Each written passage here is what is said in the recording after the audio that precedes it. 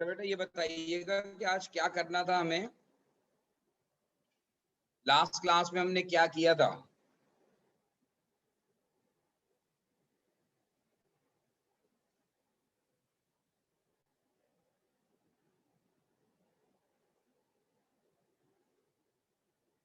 जी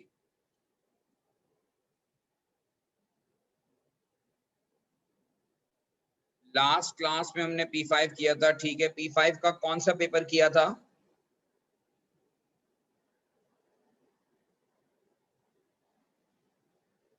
नवंबर 1753 last ये किया था। ठीक है, तो अगर तो हमने ये किया था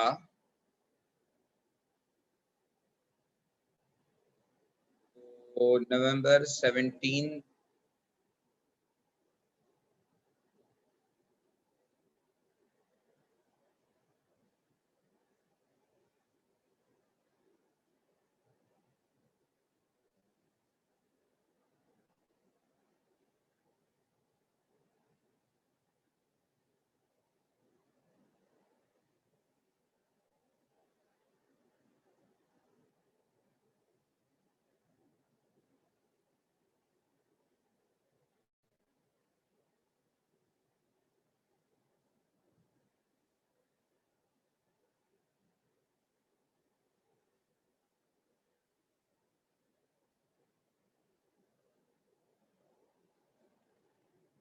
अच्छा जी, ये मैंने अब इस वक्त जो आपके सामने पेपर डिस्प्ले कर रहा हूं, ये जून 18 का पेपर है।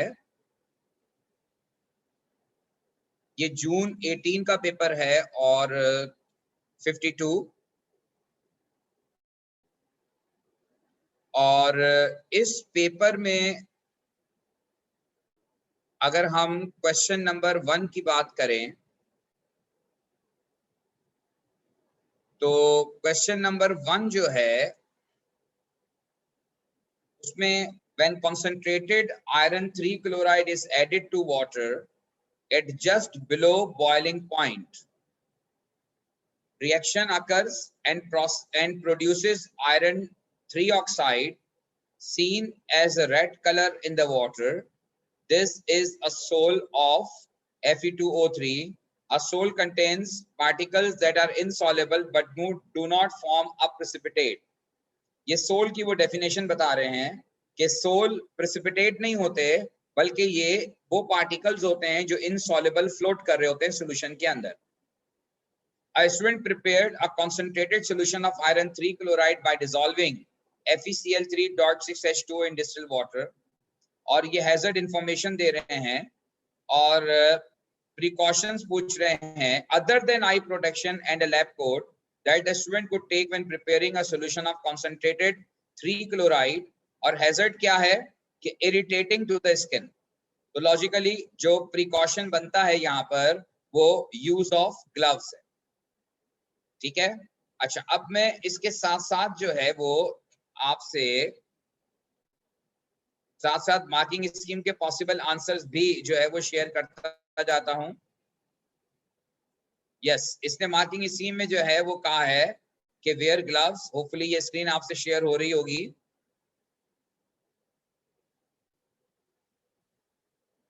ठीक है जी, तो ग्लव्स वेयर करने हैं। इसके बाद पार्टिकल्स ऑफ अ सोल, ये Fe2O3 के पार्टिकल्स हैं, कैन बी पॉजिटिवली और negatively charged. The student used the experimental setup shown to confirm that Fe2O3 sol particle is positively charged। अब ये एक एक्सपेरिमेंट परफॉर्म करता है और इस एक्सपेरिमेंट के अंदर ये एक ट्यूब ली है उन्होंने, ग्रेफाइट के इलेक्ट्रोड लगाए हैं और इसको डीसी पावर सप्लाई से कनेक्ट किया है और इसके अंदर ये रेड कलर के पार्टिकल्स हैं जो इनसॉल्युबल पार्टिकल्स यहाँ पड़े हुए हैं। कर क्या रहा है, the student place a few centimetre cube of the sol at the bottom of the U tube and poured 10 cm cube of distilled water into each side of the U tube without disturbing the soul। यानी कि वो जो red colour के soul particles हैं Fe2O3 के वो bottom पर ही रहेंगे, उनको छेड़ा नहीं है, फिक्स जगह ये U ट्यूब को एक जगह फिक्स कर दिया है और दोनों साइडों पे 10 cm क्यूब वाटर डाल दिया है। The two layers of distilled water were colorless at the beginning of the experiment, क्योंकि शुरू में आपने water डाला है, अभी शुरू नहीं किया. Graphite electrodes were inserted and a current was passed. After 30 minutes, a difference was noted between the distilled water in the two sides of the U-tube. Predict the color of the distilled water in both sides of the U-tube after 50 minutes. If the iron 3 oxide sole particle is positively charged. क्या लगता है आपको कि colour क्या होना चाहिए? दोनों की ऑब्जर्वेशन बतानी है. Observation inside of positive electrode और नेगेटिव इलेक्ट्रोड. ये जहन में रहे कि Fe2O3 soul particle positively charged है. तो पॉजिटिवली चार्ज होने का मतलब ये है कि ये पार्टिकल ट्रैवल करेंगे टुवर्ड्स नेगेटिव इलेक्ट्रोड, और आपका जो नेगेटिव इलेक्ट्रोड है उस पे क्या ऑब्जर्वेशन होगी, ये बात आपको बतानी है. जी क्या बताएं, कोई सोच सकता है क्या होगा?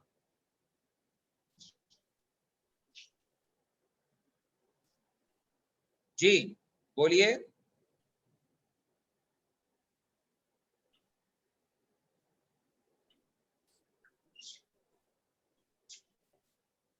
ये देखिए, ये वाला जो है वो नेगेटिव इलेक्ट्रोड है, इसकी तरफ पॉजिटिव पार्टिकल मूव करेंगे, यानी कि ये वाला जो नेगेटिव वाली साइड है इट बिकम रेड, क्योंकि रेड पार्टिकल इधर ट्रैवल करेंगे. जबकि यहाँ पे रेड पार्टिकल ट्रैवल नहीं करेंगे तो इट रिमेन कलरलेस. क्योंकि Fe2O3 पॉजिटिवली चार्ज है, तो इसकी दो ऑब्जर्वेशन होंगी जो उन्होंने पूछा था कि observation inside with positive electrode. तो पॉजिटिव इलेक्ट्रोड में नो चेंज आएगा, इट रिमेन कलरलेस. लेकिन नेगेटिव इलेक्ट्रोड वाली साइड पर इट बिकम कलर्ड, यानी कि रेड कलर हो जाएगा इधर जो नेगेटिव इलेक्ट्रोड वाली साइड है, because iron 2 oxide particles are positively charged. Hopefully बात समझ में आ गई होगी, और अगर कोई कंफ्यूजन है तो पूछ लीजिए.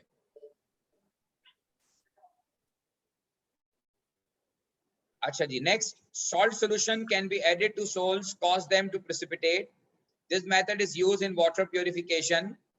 The student made up 100 cm cube of standard solution containing 0.1 mole per dm cube of the following ions. ये मुख्तलिफ ions उन्होंने बताए हैं. What mass of solid potassium sulfate did the student use to make up exactly 100 cm cube of 0.1 mole per dm cube sulfate ion? Potassium sulphate के अंदर आपको sulphate ion की concentration given है और आपको मास कैलकुलेट करना है potassium sulphate का, लेकिन जो कॉन्सेंट्रेशन सल्फेट आयन की है वही कॉन्सेंट्रेशन पोटेशियम सल्फेट की होगी, क्योंकि आप देख सकते हैं पोटेशियम सल्फेट का 1 मोल K2SO4 will produce 1 mole of sulphate ion. इसका मतलब ये हुआ कि जो कॉन्सेंट्रेशन आपको सल्फेट की गिवन है वही कंसंट्रेशन पोटेशियम सल्फेट की होगी. अब आप लिखेंगे कैसे कि 1000 में 0.1 मोल, तो 100 में कितने मोल होंगे, और वो जो मोल आएंगे उसको आप मल्टीप्लाई बाय mr करेंगे तो ये आ जाएगा mass of potassium sulphate required to prepare this solution. मेरा ख्याल है इस तरह की कैलकुलेशन मैंने पिछली क्लास में भी आपको करवाई थी, और आपसे कहा हुआ है कि ये क्वेश्चन इस तरह के कंटिन्यूअसली आते रहते हैं. Next, describe how the student should have accurately prepared this volume of standard solution from a sample of potassium sulfate of mass calculated in C1. मैंने पूरा प्रोसीजर पिछली क्लास में आपको बताया था कि पहले कैलकुलेटेड मास एक्यूरेटली वे करेंगे, उसके बाद जो है वो उससे हम बीकर में ट्रांसफर करेंगे, अप्रोक्सीमेटली 100 cm क्यूब वाटर डालेंगे, उसके बाद जो सोल्यूशन बनेगा उसमें हम ट्रांसफर करेंगे वॉल्यूमेट्रिक फ्लास्क में 250 cm क्यूब की, फिर बीकर को रिंस करेंगे एंड देन उसमें हम वाटर ऐड करेंगे अप टू द मार्क, या जिसको हम कहते हैं मेकअप ऑफ सॉल्यूशन. ये सारी स्टोरी आपको लिखनी होगी जो हम ऑलरेडी डिस्कस कर चुके हैं. नेक्स्ट है, the student carried out an experiment to precipitate the Fe2O3 sole using 0.1 mole per dm cube potassium sulfate. Only 1 drop of potassium sulfate was needed for the complete precipitation of 10 cm cube of Fe2O3 solution. Calculate how many moles of sulfate ion were added. Assume that 1 drop of 0.05 cm cube. अब देखिए, जिन लोगों को moles की calculation आती है वो तो ये बात कर लेंगे, लेकिन बाकी लोग फारिग हो जाएंगे इस क्वेश्चन में. आपने जो वॉल्यूम डाला है एक ड्रॉप के अंदर वो 0.05 है और उसकी कॉन्सेंट्रेशन जो है पोटेशियम सल्फेट की वो 0.1 मोल पर डीएम क्यूब है। तो यहाँ पर आप पहले तो सल्फेट के मोल्स निकालेंगे कि 1000 cm क्यूब कंटेन 0.10 मोल, तो फिर 0.05 cm cube will contain X। यहां से आप मोल निकालेंगे और ये मोल जो होंगे ये सल्फेट आयन के मोल्स हैं।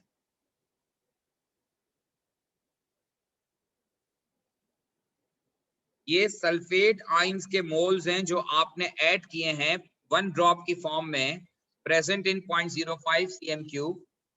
तो ये आंसर जो आएगा ये आ जाएगा 0.005 10 to the power -3 मोल। ये इसका मोल्स ऑफ सल्फेट एडेड हो। अगर बात समझ में आ गई तो अच्छी बात है, नहीं है तो बताइए कोई अगर प्रॉब्लम है तो। ये इसने सल्फेट के मोल पूछे थे जो उन्होंने डाले थे एक ड्रॉप की शक्ल में और उस ड्रॉप का वॉल्यूम जो है वो 0.05 था। तो हमने कॉन्सेंट्रेशन ऑफ पोटेशियम सल्फेट से सल्फेट के मोल निकाल लिए प्रेजेंट इन 0.05 cm क्यूब। अगले पार्ट में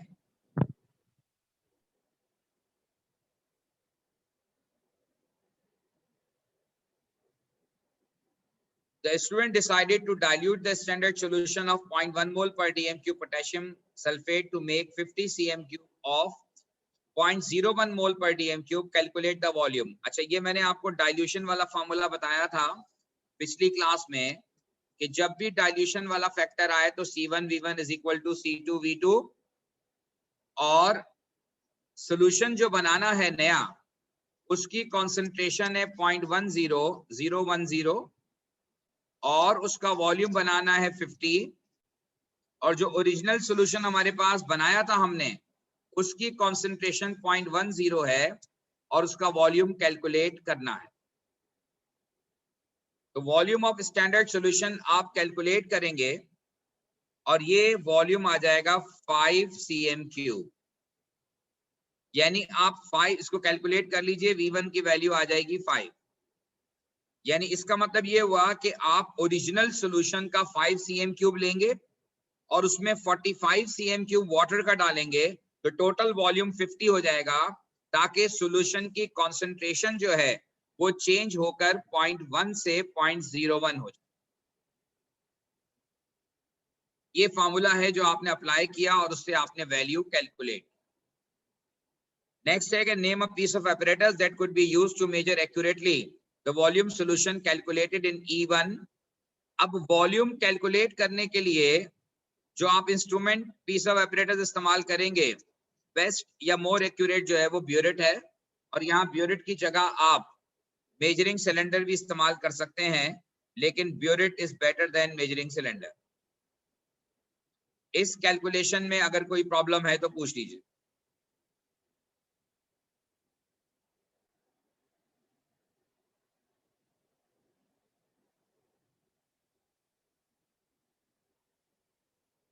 Next, in an alternative method, 50 cm cube could be prepared by using 0.0872 gram of potassium sulfate.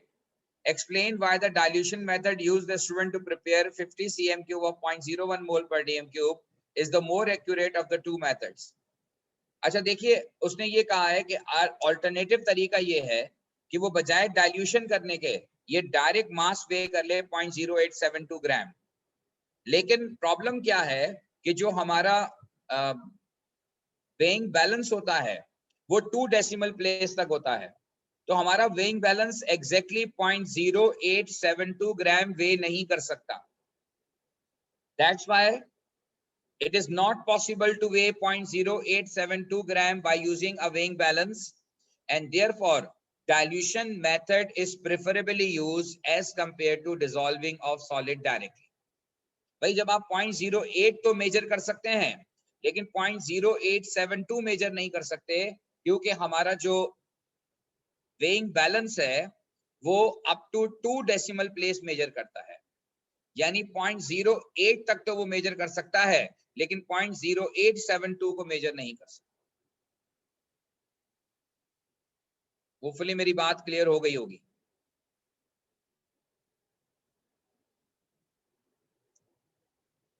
Next, the student carried out experiment to investigate how much a particular salt solution was required to fully precipitate all the Fe2O3 solution in 1000 cm cube sample.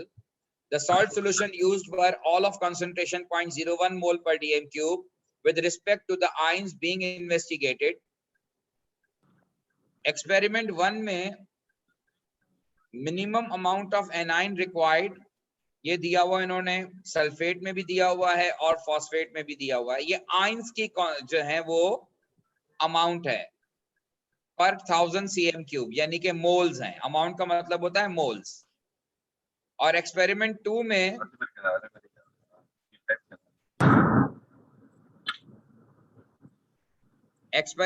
में आपको charge of cation बताया है, यानी potassium, magnesium और यहाँ पे aluminium के charges बताए हैं।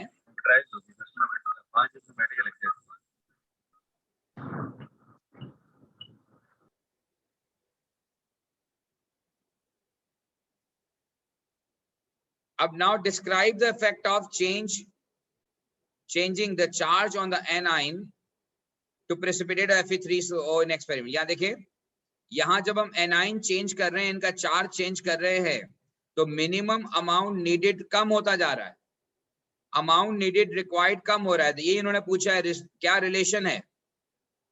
Describe the effect of changing the charge on the A9 from -1 to -2 and -3 on the precipitation. तो आइडिया ये है कि जब चार्ज, नेगेटिव चार्ज बढ़ता जा रहा है तो अमाउंट ऑफ प्रेसिपिटेट कम होता जा रहा है, अमाउंट ऑफ बल्कि जो आपका मोल्स हैं वो कम होंगे, मोल्स कम होंगे तो डेफिनेटली मोल्स ऑफ प्रेसिपिटेट भी जो है वो उसी हिसाब से बनेंगे। क्या ये बात क्लियर हो गई? यहां पर चार्ज के बढ़ने से जो मोल्स प्रोड्यूस हो रहे हैं वो कम हो रहे हैं, क्योंकि आयंस कम हो रहे हैं, मोल्स ऑफ आयंस कम हो रहे हैं, तो डेफिनेटली जो है वो प्रोडक्ट के जो मोल्स बनेंगे प्रेसिपिटेट के वो कम बनेंगे। तो with the increase in negative charge, number of moles of products are decrease. Then identify the independent variable in experiment 2। Experiment 2 के अंदर आप देखें इंडिपेंडेंट वेरिएबल क्या है। इंडिपेंडेंट वेरिएबल वो होता है जिसको हम चेंज करते हैं, डिपेंडेंट वेरिएबल वो होता है जिसको हम मेजर कर रहे हैं। तो यहां पर हम चेंज क्या कर रहे हैं? Charge on cation.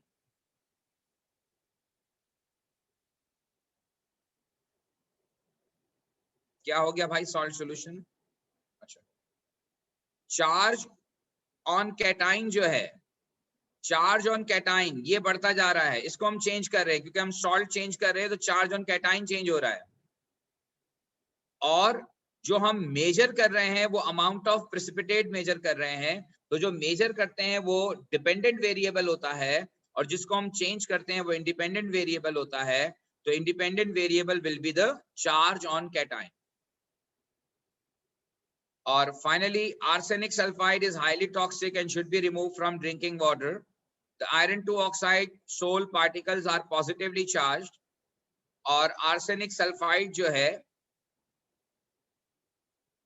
Ji salt solution भी लिख सकते हैं।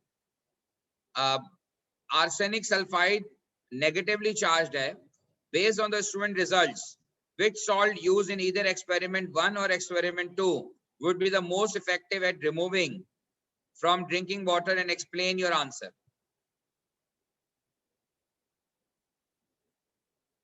जी, कौन सा सॉल्ट जो है वो आपके ख्याल में बेहतर रहेगा आर्सेनिक सल्फाइड की इंप्योरिटी को रिमूव करने के लिए? उनमें से जो सॉल्ट्स आपने डिटरमाइन किए थे, यहां पर आपको सॉल्ट का नाम और उसकी एक्सप्लेनेशन देनी है।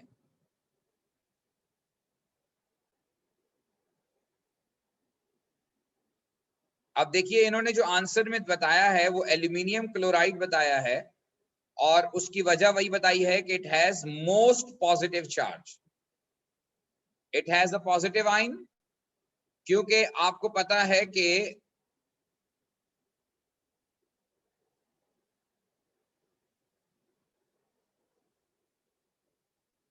आपको यह बताया है कि arsenic sulphide particles are negatively charge, तो नेगेटिवली चार्ज के प्रेसिपिटेट बनाने के लिए हमें पॉजिटिव चार्ज रिक्वायर्ड है और जितना पॉजिटिव चार्ज ज्यादा होगा वो उतना ही जल्दी जो है वो प्रेसिपिटेट बनाएगा, ज्यादा अट्रैक्ट करेगा उस नेगेटिवली चार्ज पार्टिकल को।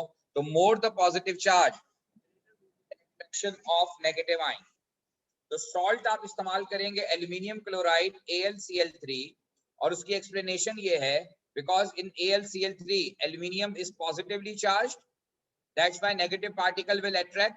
और दूसरा मार्क इसमें दूसरी बात आप ये बताएंगे कि it is positive free charge, यानी मतलब वैसे तो आप मैग्नीशियम भी इस्तेमाल कर सकते थे लेकिन मैग्नीशियम आयन के मुकाबले में एल्यूमिनियम आयन का चार्ज ज्यादा है, तो ग्रेटर चार्ज होने की वजह से जो प्रेसिपिटेशन होगा वो ज्यादा आकर होगा और ज्यादा अट्रैक्शन करेगा, ज्यादा अट्रैक्ट करेगा नेगेटिव पार्टिकल।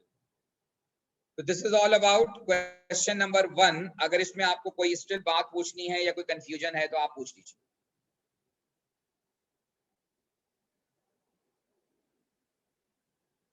राइट जी, अब आते हैं क्वेश्चन नंबर 2 की तरफ। क्वेश्चन नंबर 2 जो है वो आपके ओ लेवल में ये कॉन्सेप्ट आपने पढ़ा था उससे रिलेटेड है, ऑल्दो कि ये चीज हमारे सिलेबस का डायरेक्ट पार्ट नहीं है लेकिन इसमें एग्जामिनर आपको सारी बात बताता है।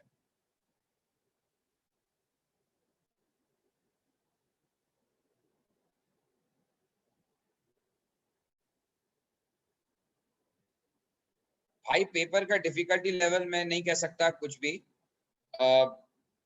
हर दफा कभी ज्यादा डिफिकल्ट होता है कभी आसान होता है, तो डिफरेंट जो है वो एस्पेक्ट्स हैं।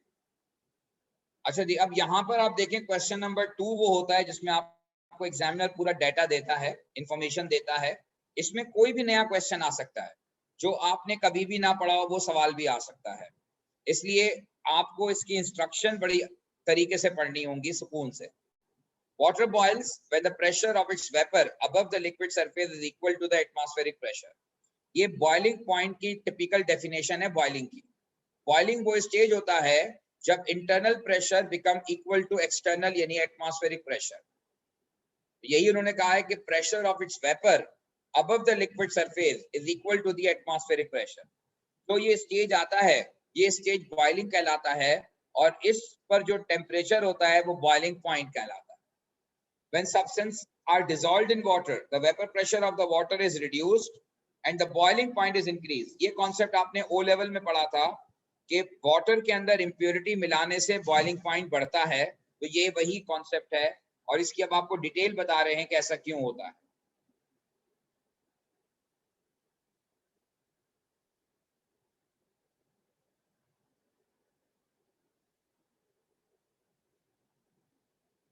The increase in boiling point is known as the boiling point elevation, delta T, which is the difference between the boiling point of a solution and the boiling point of pure water. Logically जब आप कह रहे हैं कि impurity मिलाने से या किसी कंपाउंड के मिलाने से, सब्सटेंस के डिसॉल्व करने से बॉइलिंग पॉइंट इंक्रीज हो रहा है, तो ये हो गया बॉइलिंग पॉइंट एलिवेशन, बढ़ गया। कितना बढ़ा वो निकालने का तरीका ये है कि जो बॉइलिंग पॉइंट सॉल्यूशन के साथ आया minus boiling point of pure water, उससे आप निकाल सकते हैं delta T, and this is usually small or thin, less than 1 degree centigrade. When glucose is dissolved in 1 kilogram of water, the relationship between delta E and the number of moles of glucose dissolved is as shown. अब देखें, क्योंकि आपने ये relation paper के अंदर नहीं पढ़ा कभी भी, आपके सिलेबस में कहीं नहीं लिखा हुआ ये, इसलिए उन्होंने आपको एक्सप्रेशन भी दे दिया कि delta T is proportional to Kb into Z, where Kb is the boiling point constant of pure water, ये fixed value है, और Z is the number of moles of glucose divided by mass of water in kilogram, और इसका unit उन्होंने दिया है मोल पर kilogram. Normally concentration का यूनिट आपका जो होता है वो मोल पर डीएम क्यूब होता है, यहाँ पर उन्होंने यूनिट इस्तेमाल किया है मोल पर किलोग्राम, क्योंकि यहाँ पर जो है वो मोल इसके साथ यूज हो रहे हैं। Now use the information above to explain why lowering the vapor pressure of a liquid increases the temperature at which it boils. Vapor pressure क्यों लो होता है? Anyone can explain? कुछ बात समझ में आ रही है कि वेपर प्रेशर क्यों कम होगा अगर आप उसमें जो है वो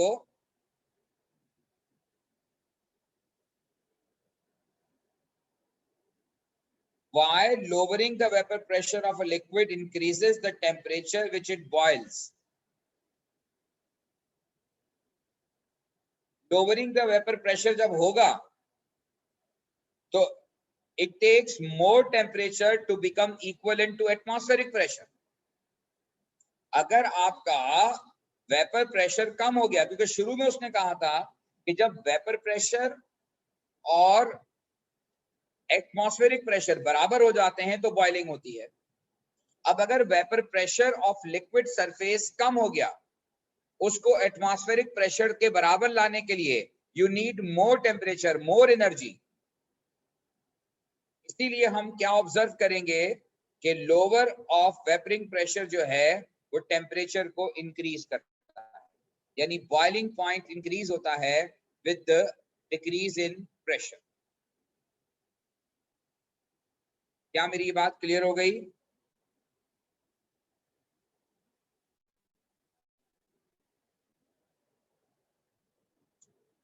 अच्छा, आप देखिए, चूंकि ये एक्सपेरिमेंट कभी भी आपने नहीं किया, इसीलिए उसने डायग्राम भी नहीं बनवाई आपसे, खुद डायग्राम बना के दे दी है। A student carries out an experiment to determine the boiling point constant of water. The student uses anhydrous glucose as the solute because it is non-volatile and very soluble in water. The experimental setup the student uses is shown. ये thermometer लगा हुआ है, ये reflux condenser लगा हुआ है, आपने condenser के बारे में पढ़ा हुआ है ओ लेवल में। ये रिफ्लक्स कंडेंसर है और इस रिफ्लेक्स कंडेंसर में जो है वो हम एक तरफ से वाटर इन करते हैं और एक तरफ से water out, water in and water out, ठीक है। और इसमें जो है वो वाटर इन जो है और वाटर आउट होता है, और ये 2 नेक राउंड बॉटम फ्लास्क है, इसके अंदर 75 ग्राम डिस्टिल वाटर और हीट कर रहे हैं, और ये डिजिटल प्रॉब है थर्मोमीटर का और ये डिजिटल मीटर से कनेक्टेड है। अच्छा, ये एंटी बम्पिंग ग्रेन्युलर्स जो होते हैं ये आमतौर पे ग्लास के पीसेस होते हैं जो जिसकी वजह से सॉल्यूशन में बम्पिंग नहीं होती, वरना आमतौर पे आपने देखा है जब पानी उबलना शुरू होता है तो उसके अंदर से बबल्स निकल के बाहर आते हैं, तो वो बबल्स नहीं निकलेंगे, ये एंटी बम्पिंग एजेंट है। Show using a labelled arrow where the cooling water enters the reflect condenser.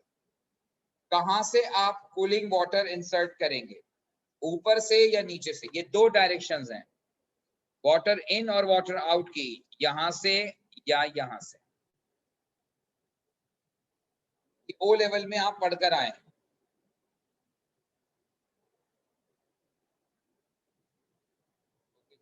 Answer किया है।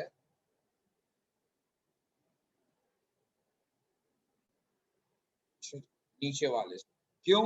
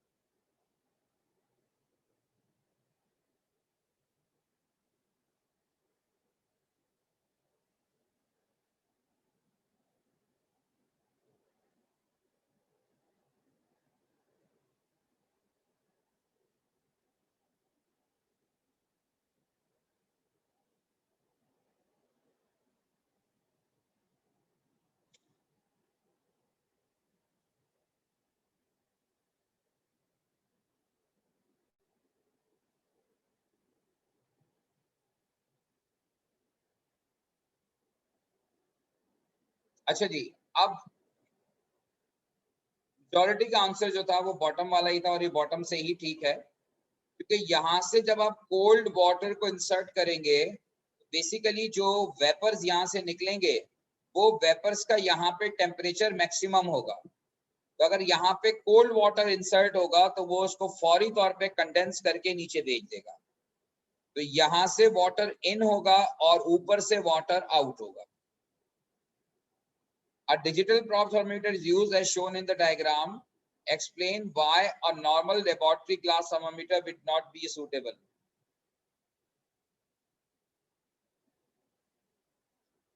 नहीं जी, उसने शुरू में ये बताया था कि जो हमारा नॉर्मल जो थर्मामीटर होता है वो आपको पता होना चाहिए कि वो 1 डिग्री तक मेजर करता है, ठीक है। और ये जो डिजिटल मीटर है ये 98.48 शो कर रहा है, 2 डेसिमल प्लेस तक मेजर कर रहा है। और उसने शुरू में ही कहा था कि टेम्परेचर चेंज बहुत ही स्मॉल होता है, इसलिए ऑर्डिनरी थर्मामीटर इस टेम्परेचर चेंज को नोट नहीं कर सकता, ठीक है। Ordinary thermometer measures up to 1 degree और 0.5 डिग्री, और वो 2 डेसिमल प्लेसेस तक डिजिटल मीटर ही कर सकता है। तो यकीनन ये वाली बात है कि ये इसके रिजल्ट जो है वो ज्यादा एक्यूरेट होंगे, और एक्यूरेट से ज्यादा जो हमारा ऑर्डिनरी थर्मामीटर है वो इस चेंज को मेजर ही नहीं कर सकता, इसीलिए वो सूटेबल नहीं है। अब देखिए, इसने पूरी कहानी भी सुनाई है आगे कि क्या क्या किया है। मैंने आपको कहा ना कि जब वो क्वेश्चन ऐसा होता है जो कि आपने कभी सिलेबस में पढ़ा हुआ नहीं है, तो एग्जामिनर उसमें वो पूरी स्टोरी बयान करता है, पूरा एक्सप्लेनेशन देता है कि ये एक्सपेरिमेंट कैसे किया। 75 cm क्यूब डिस्टिल वाटर लिया बॉटम फ्लास्क में, एंटी बंपिंग ग्रेनुलर्स डाले और हीट डिस्टिल वाटर किया until it boils and record the high stable temperature. Stable temperature का मतलब है कि जब टेम्परेचर चेंज होना बंद हो जाए, क्योंकि जब वंस लिक्विड बॉयल होना शुरू हो जाएगा तो आपको पता है कि बॉइलिंग के स्टेज पर फिर टेम्परेचर कांस्टेंट रहता है और फिर मजीद टेम्परेचर राइज नहीं आता। Then stop heating and allow the distil water to cool at room temperature, और फिर remove the reflux condenser and add 1 gram of anhydrous glucose measured accurately. Replace the reflux condenser and heat the solution again, and repeat steps 4 to 6 each time by adding approximately 1 gram more anhydrous glucose. Accurately wait until sufficient readings are taken. यानी हर मर्तबा आपने पहले तो खाली पानी का ले लिया, प्योर वाटर का ले लिया, फिर आपने 1 ग्राम ऐड किया, उसके साथ ले लिया, फिर हर मर्तबा आपने 1 ग्राम बढ़ाना है, यानी 1 ग्राम मजीद ऐड करना है, और हर मर्तबा फिर बॉइलिंग टेम्परेचर नोट करना है और कुछ सफिशिएंट रीडिंग लेनी है। सफिशिएंट रीडिंग का मतलब होता है कि मिनिमम 5 to 6 रीडिंग्स, ताकि आप ग्राफ बना सकें। मिनिमम 5 to 6 रीडिंग्स जो होती हैं वो सफिशिएंट रीडिंग होती है। In step 4, the heating is stopped and distilled water allowed to cool from boiling point before removing the reflux condenser. Apart from safety reasons, explain why this is essential. अगर आपको वो कह रहे हैं कि आपने हीट किया, हीट करने के बाद कूल करना जरूरी है बिफोर रिमूविंग रिफ्लक्स कंडेंसर। अगर आप हॉट सॉल्यूशन के अंदर ही रिफ्लक्स कंडेंसर हटाएंगे तो बहुत सारे वेपर्स वाटर के एवोपरेट हो जाएंगे, और वो जो आपने मास एक्यूरेटली वे किया था 75 ग्राम ऑफ वाटर, अगली रीडिंग में वो मास अवेलेबल नहीं होगा, वाटर का मास कम हो जाएगा बिकॉज ऑफ एवोपरेशन। इसलिए कूल करना जरूरी है ताकि वाटर के वेपर्स एलिमिनेट ना हो, वाटर का मास रिड्यूस ना हो, क्योंकि जब वाटर का मास रिड्यूस होगा तो सॉल्युबिलिटी भी चेंज हो जाएगी और अल्टीमेटली उसका इफेक्ट जो है वो ओवरऑल रिजल्ट पे पड़ेगा। At 101 kilopascal, distilled water is known to boil at 100 degrees centigrade. Suggest by the boiling point distilled water was found to be 99.48 degrees centigrade. Assume the digital probe was reading correctly. अच्छा जनाब, अब ये 101 kilopascal पर water को boil 100 degree centigrade पे होना चाहिए, लेकिन distilled water in this experiment was found to be 99.48 degree centigrade. क्या वजह हो सकती है इसकी? अच्छा जी, किसी ने आंसर किया है, रूम प्रेशर 1 एटमॉस्फेयर से कम है। ओके, चले मान लेते हैं जी। ओके जी, अब अगले पार्ट में आपको जो है वो अमाउंट ऑफ ग्लूकोज, और ग्लूकोज का एमआर आपको गिवन नहीं है, एमआर कैलकुलेट करना है। अच्छा, एक तो ये बॉइलिंग पॉइंट का मास ऑफ ग्लूकोज गिवन है, यहाँ बॉइलिंग पॉइंट गिवन है, और ये मोल्स उन्होंने कैलकुलेट किए हैं डिवाइडेड बाय एमआर से डेफिनेटली, जी सॉरी गिवन है एमआर ऑफ ग्लूकोज इज 180। तो आप सारे मासेस को 180 से डिवाइड करेंगे तो आपके पास ये अमाउंट मोल्स आ जाएंगे। और Z निकालने के लिए मोल पर केजी का उन्होंने तरीका बताया है कि जो मोल्स आए उसको डिवाइडेड बाय 0.05 करेंगे, क्योंकि 0.05 इसलिए करेंगे कि 75 ग्राम हमने वाटर का यूज किया था और यूनिट था इसका मोल पर केजी, तो आपको वाटर का मास केजी में पुट करना था, तो डिवाइडेड बाय 1000 किया 75 को, तो ये हो जाएगा 0.075। तो सारे मोल्स को 0.075 से डिवाइड करेंगे और फिर डेल्टा टी निकालने के लिए तो आपको डिफरेंस निकालना है। फिर ये टेबल प्लॉट होगा ग्राफ, और उसके बाद ये कोऑर्डिनेट्स 1 और कोऑर्डिनेट्स 2, इसका जो ग्रेडियंट है, gradient will be the value of K B, क्योंकि फॉर्मूला ये था कि delta T is equal to K B into Z. यानी कि अगर प्रीवियस पेज पे जाएं तो डेल्टा टी आपने वाई एक्सिस पे लिया है और जेड जो है वो एक्स एक्सिस पे लिया है, तो ये वाई एक्सिस पे हो गया, ये जेड एक्स एक्सिस पे हो गया, तो ये के बी जो है वो एम कहलाएगा, Y is equal to M X. M का मतलब है ग्रेडियंट या स्लोप।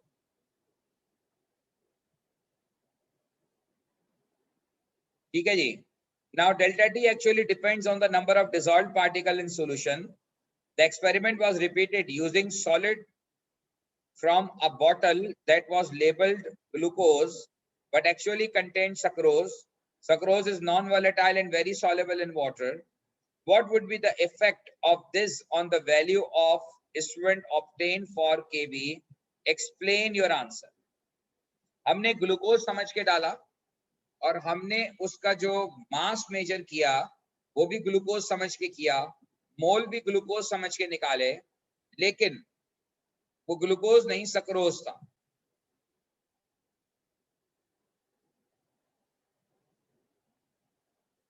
आपके ख्याल में इसका क्या इफेक्ट होना चाहिए?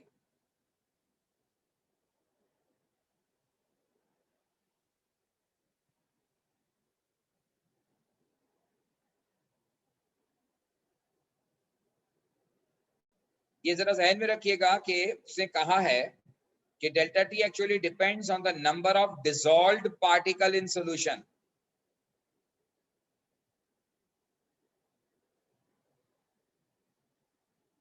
अब आप जब ग्लूकोज लेंगे तो ग्लूकोज के उस मास में, क्योंकि ग्लूकोज का एमआर कम है, तो ग्लूकोज के उस मास में नंबर ऑफ पार्टिकल जो है वो ज्यादा होंगे।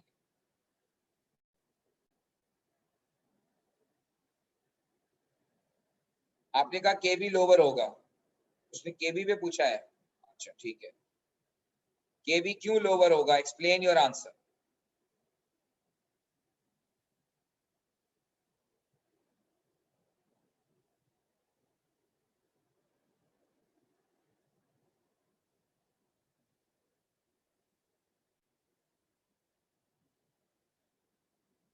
जी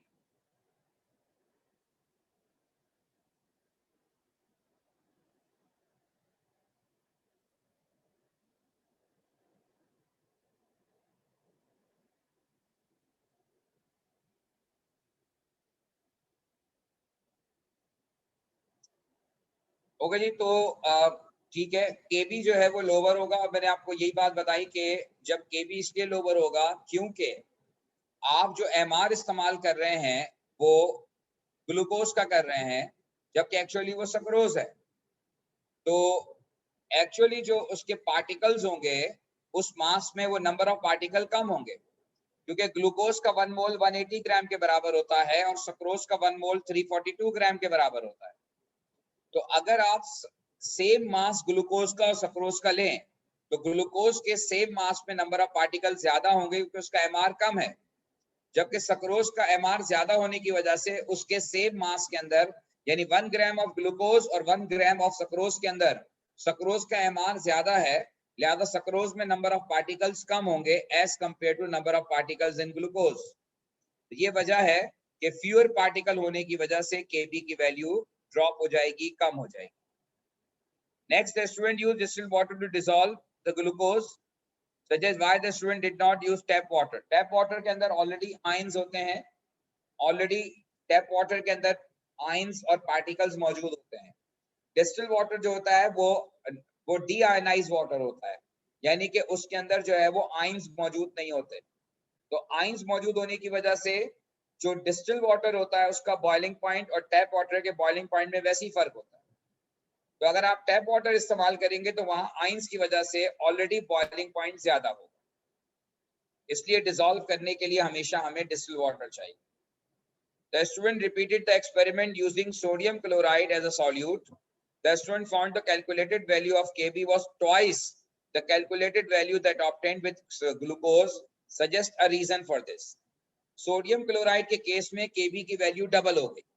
उसकी वजह यह है कि सोडियम क्लोराइड को जब आप वाटर में डिसॉल्व करेंगे तो वो दो आयंस प्रोड्यूस करेगा, sodium ion and chloride ion, यानी कि नंबर ऑफ पार्टिकल्स डबल हो जाएंगे, नंबर ऑफ पार्टिकल्स डबल हो जाएंगे, मोल्स डबल नहीं होंगे। सोडियम क्लोराइड के मोल्स वही रहेंगे, लेकिन yes number of moles, number of particles, क्योंकि देखें ये मोल जो है ये बेसिकली नंबर ऑफ पार्टिकल्स पे डिपेंड करता है। तो नंबर ऑफ पार्टिकल्स डबल होंगे तो Kb की वैल्यू भी डबल हो जाएगी। ठीक है जी, तो this is all about the question जी, मोल्स ऑफ आयंस डबल हो जाएंगे। ये है जनाब एक आसान क्वेश्चन था, वैसे ये इतना मुश्किल नहीं था, उसके पेपर क्वेश्चन 1 क्वेश्चन 2 दोनों ही आसान थे। तो ये है, अब अगली क्लास में जो है वो आपको जो सॉल्व करके लाना है, ये पेपर हमारा था जून 18 आई सपोज।